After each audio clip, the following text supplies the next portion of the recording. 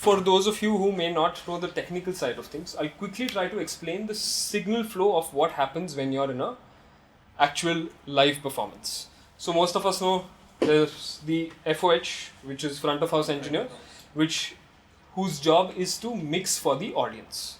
So he's essentially setting up the mix in such a way that the audience can clearly hear everything that's being played on stage and that it optimally translates from the performer to the audience, right? So we'll discuss both the input and the output side of things. So let's first break this down into how. So what does a FOH engineer use to do all of this? A mixing console, what we call a mixer, right? So mixers come in different formats. There's a 16-channel mixer that most people would have known, and they scale up as you go along. So for bigger performers, for bigger performances, the more inputs you have, the more inputs you need on a mixer. So what the job of a mixer is essentially is that it lets you take multiple signals in, level them out, process them, and send them to different outputs. So it's essentially a way to route signals that come from stage, then go to the PA or to the monitors, etc. So I'll quickly just try to explain that to you. So let's first break this down into let's say we have drums here, we have bass here, let's say we have a 4-piece band which is vocals, and then we have guitars here. So out of these, how many will be DI, do you guys think? Let's say we have an electric guitar, right? So bass and electric guitar will be DI signals. The rest of these signals are pretty much signals that go from the mic to the, right? So what happens in this case, the signal goes from the stage to the mixer, and from the mixer, where does it go? To the PA. PA is essentially the main speakers on which we listen to everything. So all the signals that is from your drums, let's say the drums usually has about 8 inputs, which is your mics for the kick. Kick is mic'd both in and out. Then you have your snare, top and bottom. Okay? Everybody's following me so far, by the way? I hope this is not getting too complex for anybody to understand so far. If it is, please tell me, I'll slow down accordingly. Okay? So kick has an in and an out mic, snare has a snare top, snare bottom. Then we have rack tom 1, rack tom 2, floor tom mics, overhead left and overhead right. So how many are these? So kick in, kick out, snare top, snare bottom, overhead, so 3 toms, and your overhead left, overhead right. Also. And then you could also have hi-hat, ride mics, etc. So usually 9 to 11 signals is what a drum kit has. So all of these are mics that are placed on the drum kit, and they go from the mics to the mixer or to the FOH engineer, which is standing right next to the mixer, right? So all these signals, your 9 signals, are going from the drums to your FOH, right?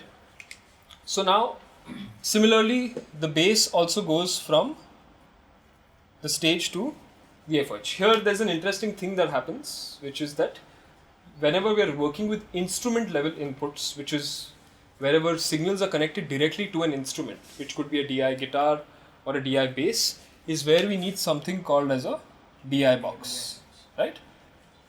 I'm not going to go too much into the technical side of what a DI box is, what it does, etc. All we need to understand is that a DI box is needed wherever we are using direct inputs, okay?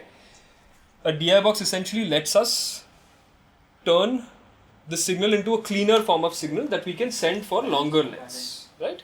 So we can send them across longer lengths. Basically, take the signal from the bass and then send it to the PA, which can be to the mixer, which can be as far away from the stage as possible, right? Then we have the guitars. The guitars also, since they're a direct signal, they will go into a DI box, right? So this goes into a DI box and then goes to the mixer. Similarly, the vocals is a mic, so that's directly being connected to the mixer. So all of these signals in this case are now going from the individual sources to the mixer, and from the mixer they go to the PA. So now this is the input side of things, right? So this is where all the signals go into the mixer, right? From here, the signals also, the output side is which deals with the PA and the monitors now. Okay, so far everybody's followed everything? Yes. Sure? Cool. Alright. Super. So now, once we've understood this, now we'll understand the monitors, how the PAs are connected to this. So once the signal comes into the mixer, now you can level signals out, you can change the EQ, change the tone, add compression, add effects, do all of that stuff to the signal and then process it and send it to the PA. Right? And then we are able to listen to the signal from the PA. Let's say if we want to increase the vocals, we go into the mixer, we increase the level of the vocals and we can hear it more on the PA. If you want to make the vocals brighter, we go into the EQ, make that channel brighter and then we can hear it brighter on the PA. Okay? So all of that stuff happens and on the output section, this signal now goes to the, usually in your concerts, you'll have a left and a right channel. So this is your PA left and this is the right side of the PA. And there's also something called as a sub, right? A sub is a specific speaker that is only targeted towards playing lower frequencies. Okay? So another goes to the subwoofer or the sub. Alright? Now what else is needed in terms of outputs on stage? Can anybody tell me? Monitors, right? Monitors, side fills in your monitors, right? So this is where we use the mixer to send individual signals to separate outputs, in the sense that now all these signals that are coming to the mixer can not just be sent to the two main monitors, but they can also be sent to individual monitors, which are usually your wedges that are kept. So if you guys have ever seen a concert, there are always wedges that are usually in front of each artist, right? So that they can listen to themselves play, right? So that's where the wedges come into play. So usually each artist will have at least one wedge dedicated for him, right? Okay, so one wedge is one monitor that's dedicated for him. So similarly, the output from the mixer also goes individually to each wedge that's connected to each artist's mix. Alright, that's the brief, very rough overview of what happens in a signal flow. This, I mean, obviously for musicians, you don't need to understand this. But for those who really want to understand how to make an engineer's job simple or how to communicate with an engineer properly, knowing this will go a long way. Okay? Cool. Great. So let's start off with the first half of this is how to create an input list. How many of y'all know what an input list is so far? A few of y'all. Cool. Alright. So what is an input list? Creating an input list is, I would say, the first basis for how to make sure that when you go to any performance, you have all the needs on the same page as the engineer that you're going to be performing with, or rather with whichever engineer you're going to be, who's going to work with you for that given session, right? So let's take the example of a 4-piece band. Now, and let's try to now map out the input list for this 4-piece band. Okay. Let's take the same example of drums, bass, guitars.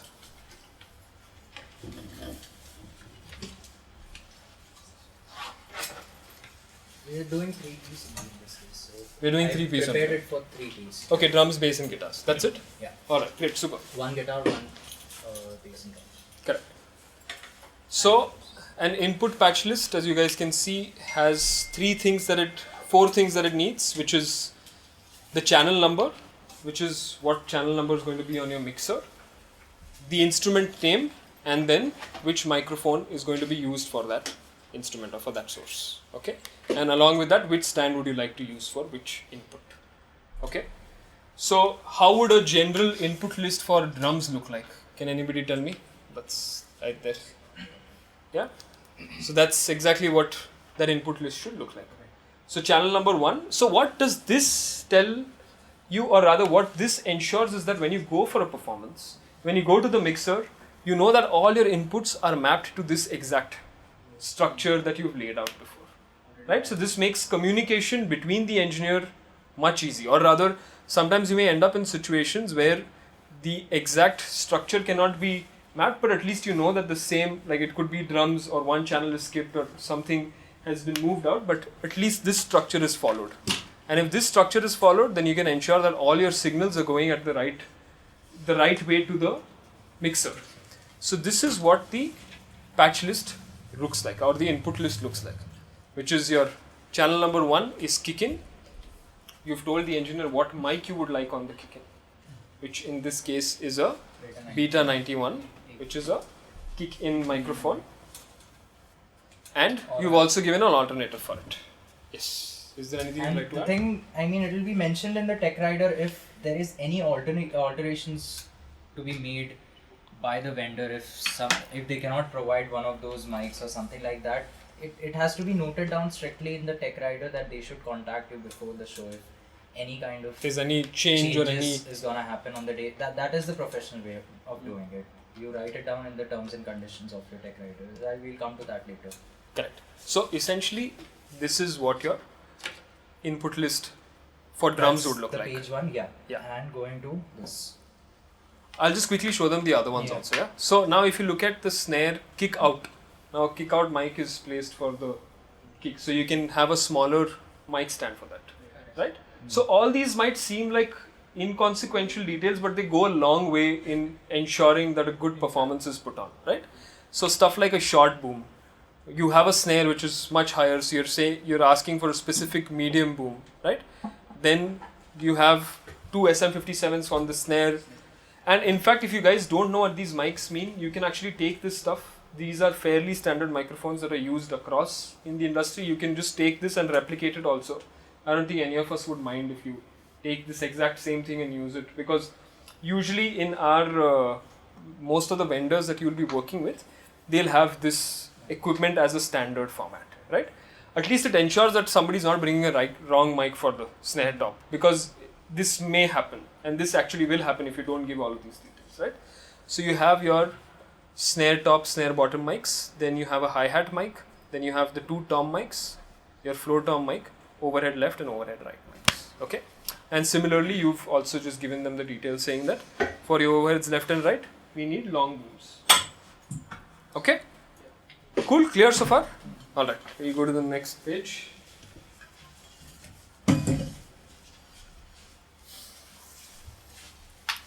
Now here we have the bass. So now, what happens when you have a DI box is that you can split the signal into two, right? Where you can split the signal into a through, which is the instrument level signal, and the other, which is the mic level signal, which will go to the PA. Okay? So here the bass now, the signal that gets split into two, one will go to the amp, one will go to the mixer, to the FOH, right?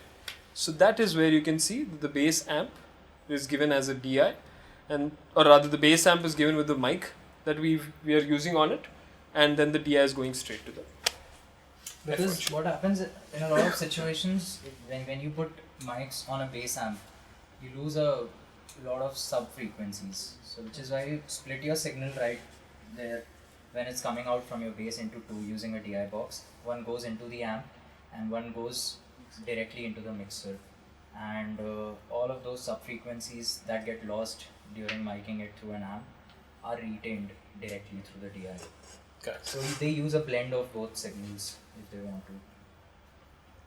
Okay, super. So then guitars in this case, we are going straight from the processor. So we have the DI left and right. That's what we do. We do not Correct. prefer amps on stage, but then we'll get into that. If we want to use an amp, how to do that.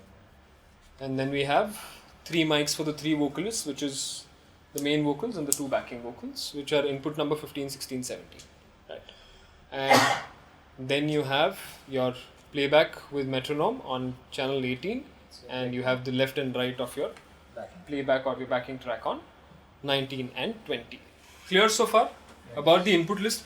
At least you guys understood now. Say for example, this may vary from person to person. If somebody has a simpler setup, or if somebody is just, it's a two-piece band where it's just acoustic guitar or electric guitar and vocals, then the input list is obviously much smaller, and that now you guys understand how you can use that to make your own input list. Alright? Cool.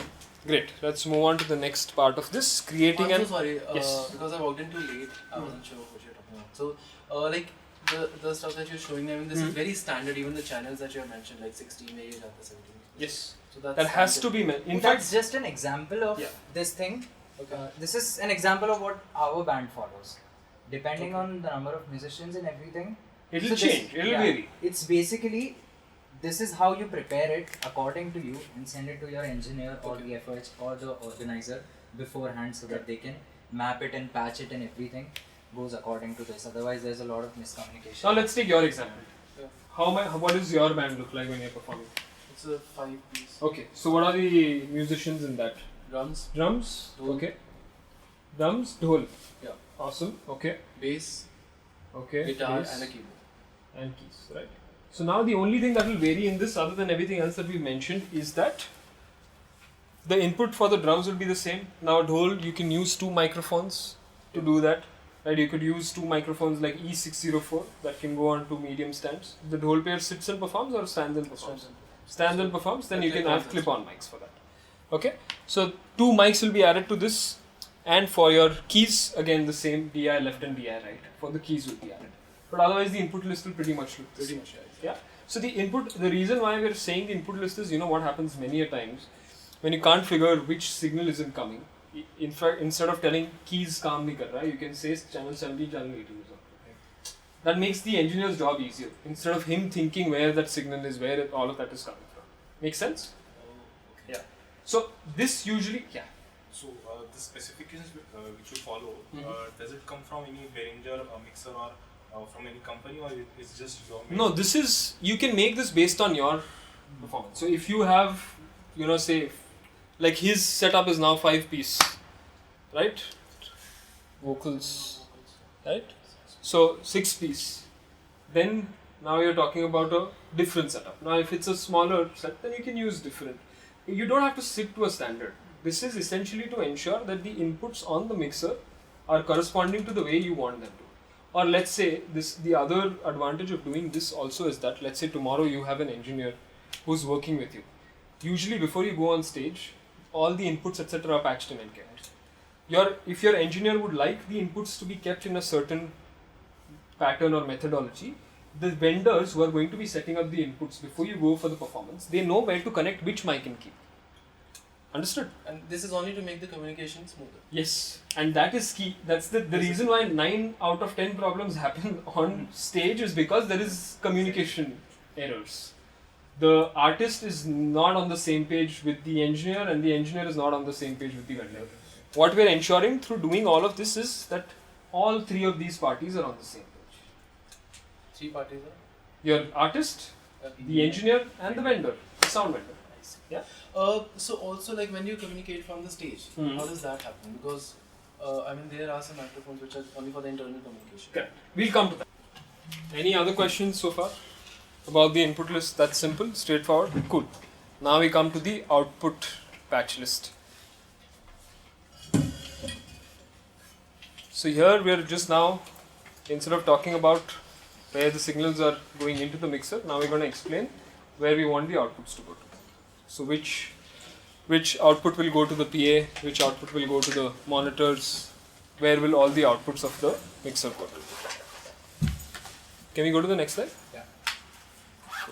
So now here we've just divided this into 3 sections. So we have your channel name, which in this case is aux 1, 2, 3, 4, 5, 6, 7. You don't need to worry about what aux etc. means for those who are not technically inclined for now. All you need Additional to know is that outputs basically, yeah, that's it. Apart from your main left-right that goes into the PAs for the audience. I haven't mentioned that here because that's obvious. Yeah, obvious. That's From the usually the consoles. main outputs left and right goes to the. Yeah. These aux 1, 2, 3, 4 are the ones. So the first aux is the one that's going to the subwoofer. You can usually maintain that as the same standard. Aux 1 can stay consistently for the subwoofer So across all performances. all the channels that you want to send to subwoofers, like your kick drum, probably your backing track, and your bass guitar. Correct.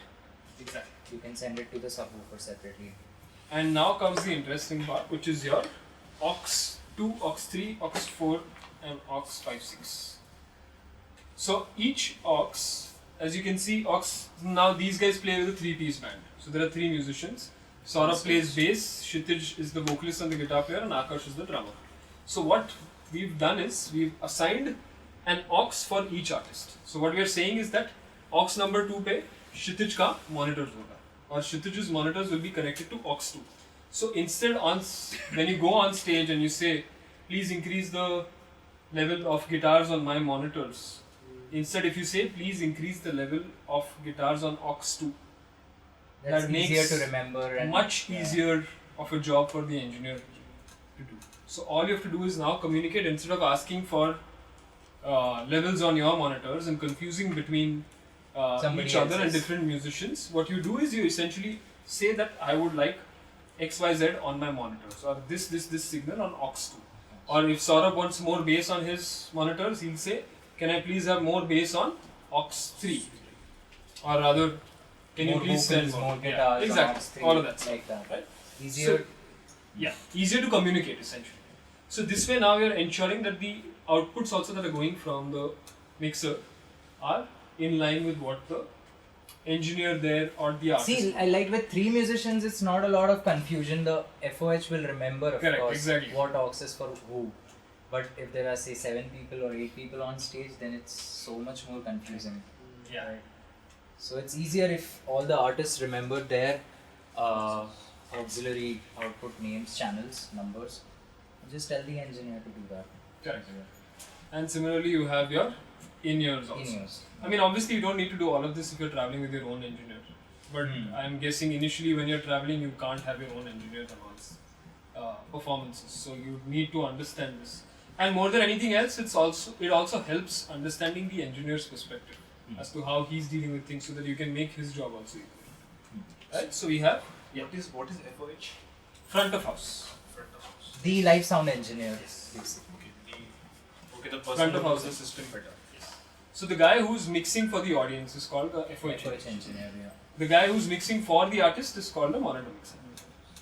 MOH. Yes. So we have similarly how we have the auxes dedicated for the wedges. So We apart have- from the wedges, we prefer using in-ears as well. So you would wonder why, if we are using in-ears, why do we need those wedges on stage? Because in-ears, like unlike when you're listening to music on headphones, it's different than if you're listening to it on bigger speakers, right? That creates an ambience in the room. Similarly, it creates an ambience, a certain kind of energy on stage. That's the reason why we use wedges as well as the in-ears. Because in-ears will give you crystal clear sound and everything, but that energy that's required to match the energy of the acoustic drum kit. Yeah, that is something very important, which is why we use wedges as well as in-ears. May everybody understands this so far? What wedges are, what in-ears are, etc. Yeah? Clear to everybody? Okay, cool. Let's move on then. And also 5, 6, 7, 8, these are routed in stereo Stereos, because it's much clearer in the earphones Yes. if it's a stereo signal. Next is creating your tech writer. So actually you guys can just quickly scan this QR code and you get a tech writer that you guys can refer to if you want to use it later. But you can quickly open this up and you can see all the... Would you be able to send the presentation itself later? Yeah, you can ask Saurabh, we can send it to you. just a sec.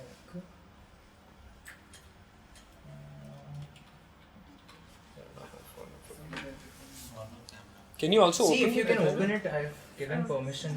Huh? I'll open it here only. Actually. It's asking for access. Huh, You have to that's give what- access to 40 people. No. I just one I forgot.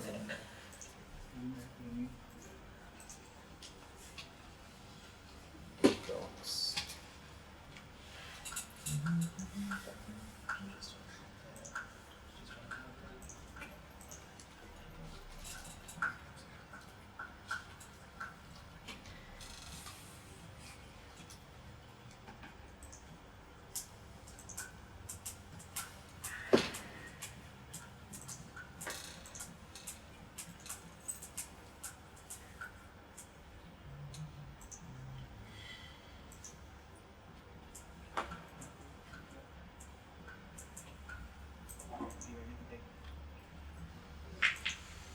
Where are the preferences? on Right this? there in share. Share. Click on share, yeah.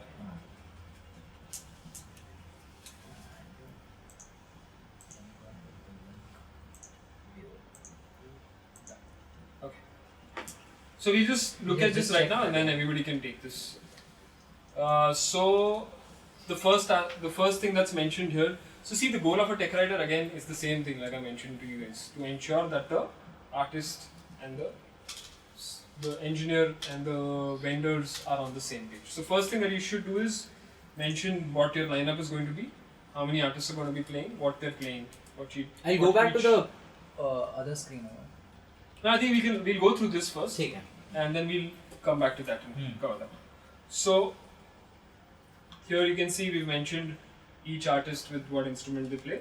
Then we've mentioned what is the acceptable speaker system that you'd like for your performance. To maintain the quality standard, when Correct. you're performing, it's good if you specify what system you want. Otherwise, you cannot trust these sound vendors. I mean, these organizers to cut down costs and everything. They'll end up And it giving makes you you look bad because it sounds bad out. exactly. So you have to ensure that you give your standards in terms of what you want for the performance, right? And usually that might be the case. Sometimes it might be the case that you may not get what you want, but there can be an alternative that you can source. But the point is that this discussion needs to be had to begin with. Yeah. At least that way you can filter out. You've anything to add? Or you have faced an issue on this front? Before? All the time, yeah. With vendors, is it? No, so the thing is that I perform for very limited people and very limited shows in a year, and all of them are grand setups, so they already know what to provide the best. So मुझे कभी ज़रूरत नहीं पड़ी बोलने की. It's always I just need to tell them who is coming and what all instruments I have, and then they make the best arrangements. Correct. But if I need to perform for someone else, I would need all this information. Right. Yes. So in this case, you need, like here he's mentioned in order of preference which speaker system we would like, right? And we've also mentioned that we want stereo with a sub mono on the aux, which you guys saw first. Aux 1 was dedicated for the sub. So we've mentioned that we need one stereo and one aux. And then we've also given specifics that Center fills if the stage is wide. Otherwise, people standing in the center, it just cancels out. Correct. You cannot hear the channel. Alright, great. So we've mentioned what the sound setup should be, what the PA setup should be.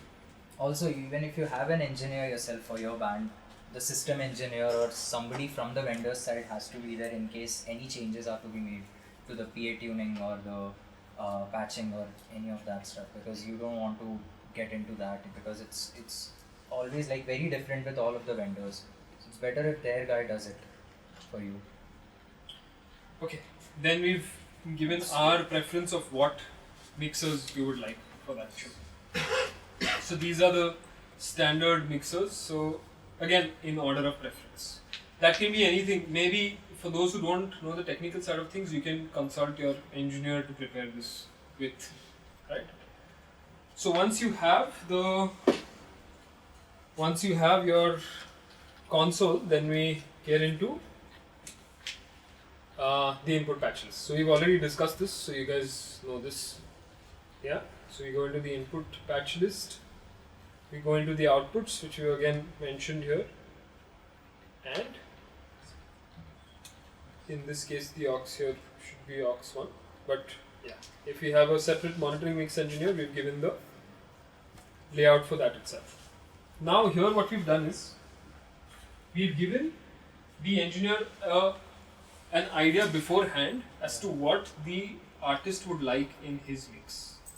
So he like prepares it beforehand, even before you get on stage, so it saves a lot of time Right. after going on stage. So like say the vocalist will need his own guitars, his own vocals, just the kick and snare and whatever the main mix that is going to be. Understood? So that way the job becomes much easier. Now you're not starting from scratch. You already know that this is the order of preference. Vocals, his own vocals loudest, followed by his own guitars, followed by a little bit of kick and snare, and then the whole mix can sit at the bottom. At the bottom, yeah. Same for the bassist. Most of the bass, then the kick and the snare, and then the default mix. And because I do backing vocals most of the times, I don't really want to listen to my own voice in my in-ears. So I don't want it louder, so I've kept it even lower than the default mix. And similarly with the drummer also. Sorry, where does it indicate what has to be lower or higher? What It's is- just whatever's in the on order top? of preference. Yeah, Whatever's in sorry. top is the highest, and everything that comes under उससे कम. So But also the channels you were referring to, I mean, does it have to do anything with the positioning on the stage? No, we'll come to that after this. similarly, I haven't mentioned the backing track and click track in this because this one is probably from our older Tech Rider when we used to perform without the click and backing track. But then yeah, you have to mention click and backing track also. Default mix won't have the click, right? The PAs won't have the click. Those will be only on your in-ears and probably on the wedges if it's a much bigger stage. Okay. Same way you've given all the requirements for your mics, microphone stands and stuff. I have some nice fancier tech riders also if anybody wants to look at. I'll probably share them separately Carnival. for all, for Carnival, some of the bigger acts. And So whatever they mention over there, those bigger bands, they mention 3 of those units. exactly. So if they're asking for a bass amp, they'll ask for 3 of those in case one of them goes comes off in between of the like everything will be like 2 or 3 units. But I mean, for if you are in the performing business or if you're in the show business, this is everything that can go wrong does go wrong. Yes. So you need backups for Always. everything, always. So you guys understood what a tech rider should look like. I'll share a few more. What we can do is we'll figure out a way to. We have your email ID, so we'll send you some more tech riders so you guys can take a look and then figure it out from that. Let's go back and see the stage layout now after this. So similarly, mic stands, then backline also another important thing. Correct, yeah. You can take that one. You want to scan that document, you can view it later, right? No, Yeah. just show it to you.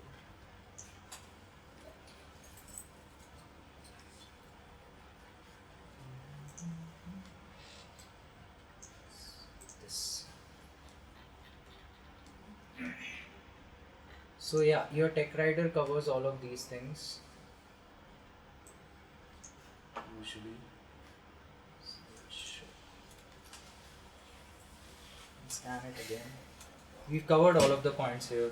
Yeah. Info about the band and the band sound. You can also mention what kind of music, how loud, how. I mean, you can at least specify the genre so that you are on the same page with the engineer. Then preferred PA system, console is done, stage layout, we'll get to that. Backline equipment, you have to mention. Because Backline if your equipment, drummer is yeah. used to playing on a 5-piece drum kit, what if they give only one rack tom and one floor tom? It makes things difficult for him. Number of cymbal stands, how many cymbals he's gonna carry. Bass So amplifier. backline equipment essentially can be everything from your guitar amp to your to your hardware for the drums to anything else that you need apart from the technical stuff. And it's always good to mention all of the equipment that you're gonna bring along. So sometimes you ask for in-ear monitoring and transmitters and receivers, they are not able to provide that. So you just mention that you're getting your own. Same with the cymbals also. If you're carrying your own, you can just mention that. Input-output patch list and this other important thing, terms and conditions and all of those Correct. things. Very important. Yes. Because if this is all in written in the mail and they respond to that saying this is okay, we can proceed with this, and if they fail to deliver all of any of these things, I mean it just shows that that's not your problem. They made a mistake from their side, so you can take action on that. You can just It straight up makes tell them communication easier. Yeah. I mean, honestly, this is something that you guys will eventually figure as you start doing gigs. So what happens or is a whatever lot gigs of you times perform. when you're trying to become a professional band, but you're still in the earlier stages, they will never tell you about this. What all of the equipment they're not gonna provide and everything, and just on the day of the show you reach the venue and a lot of things are not there. So 95% of bands would compromise with the sound quality and everything, and that's how they keep doing it for years and years, which is something that needs to be changed. Correct. That happens a lot in. And in fact, the reason why we are having this workshop also is to ensure that things like this, that Just basic. basically try and level up the game, man, Yeah, altogether. exactly. For all musicians. Yes, Rishabh, you had a question. Actually, I have a question related to when he said that about the transmitters for the in-ears. So, I mean, all the mixers, are capable of having those transistor inputs in there, or how? No, so transmitters, receivers are essentially wireless transmitters, receivers. You've seen those, like you have wireless mics. Same way you also have wireless in-ear monitors. So those in-ears are not connected via a So it's long basically cable I'll show that's you. connected to the FOH. I have a Correct. yeah. This is a not wired one. Correct. So similarly, this cable would go into your monitor wedge, right? Ah, So the now it's same just thing coming goes to your- into your receiver, Yes. transmitter. And I use a wired one because the wireless ones, the industry standard ones, are like very, very expensive. And there are some cheap Chinese brands also that provide wireless for a lower cost, but they are not reliable. But the point is, if you guys get all this basic equipment, you don't need to rely on a sound vendor to do in your Yeah. monitors. So in That's the certain point. situations, if the vendor is unable to provide this particular thing, the wireless thing, it's easier to carry this only $7,000, and you can carry your own earphones in yours, and this And goes you on have your it in belt. monitoring set. Exactly. But just that it will be wired. So apart from your instrument cable, there will be another cable hanging. And he said this goes into the monitor. No. This goes to your. This comes out from the aux. जैसे वो aux 5.6, aux 4, aux अच्छा, 3 उसके mention side, किया हाँ, था. that's- That cable from the console it comes and into your. We'll come to this. This is the amp. The Yeah, we'll second come to half that of this later. is essentially we'll show you guys what equipment to buy, how to set it up, how to do all of this stuff. Yeah.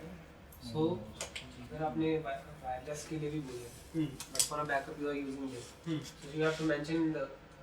Yes, you should. I mean, ideally, see if somebody is getting wireless, then all that changes is इसकी जगह पे हाँ, एक वो wireless sound check के या- time पे figure out कर लेना if their wireless system is reliable or if at all they have a wireless system that's reliable, then use that. If during sound check you figure there is something wrong with the wireless, then you always have Exactly. that. You switch to that.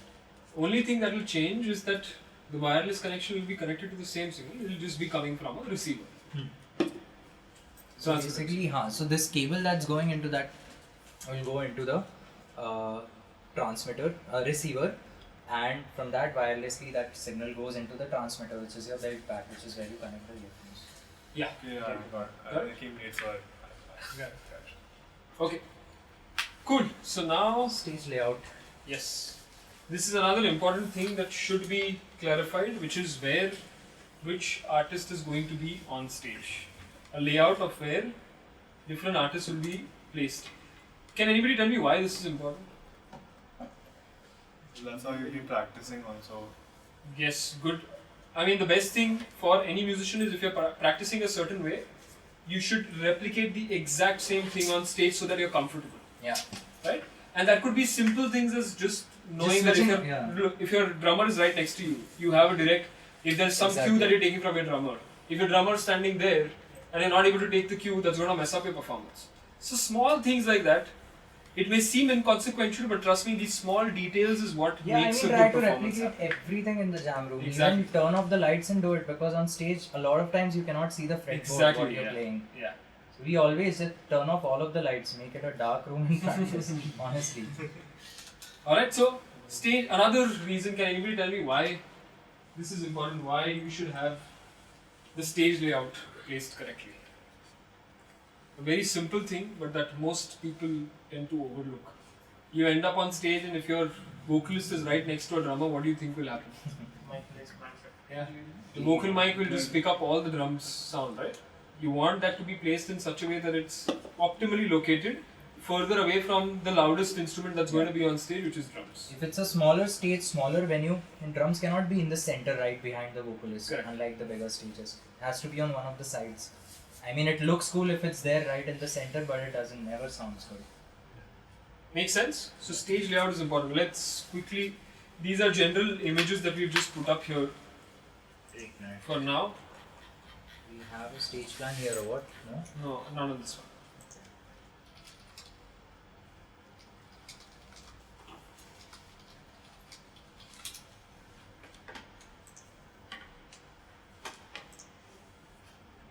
This way now you also can mention where your monitors are going.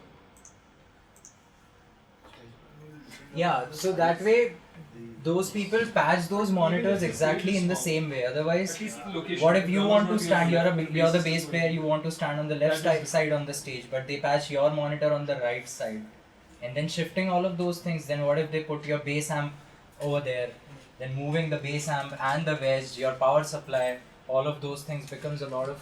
So here you can see each, there's monitors also mentioned where the monitor placement should be. So the stage layout will have the musician's placement and the monitor's placement. Understood? Yeah? This is not very difficult to do. You guys can easily replicate this. Yeah. Take one standard format and just stick Move it it to around. what makes sense for your performance. Or you can make it as simple as Yeah. this one also. Yeah. That's If all you don't need want really. to put those pictures and everything. And at what places you need side fills and you don't? Bigger stages. Wider, longer stages. Just So apart from the PA, you have yeah, two- basically to create that energy so that the musicians enjoy playing, right? Sometimes those smaller monitors, wedges are not enough. They want to, really get a vibe of as if they are playing in front of the PAs, and that's how much they are enjoying it. So I think we've covered the three main aspects, which is your how to create an input list, how to get the tech rider, and how to create your stage plan and layout. Yeah. Now Saurabh will take over and he'll walk you guys through how to essentially create tones that you can then take from wherever you create them in your studio or on your monitors and then translate them online. How you can get them to translate on your performances on stage.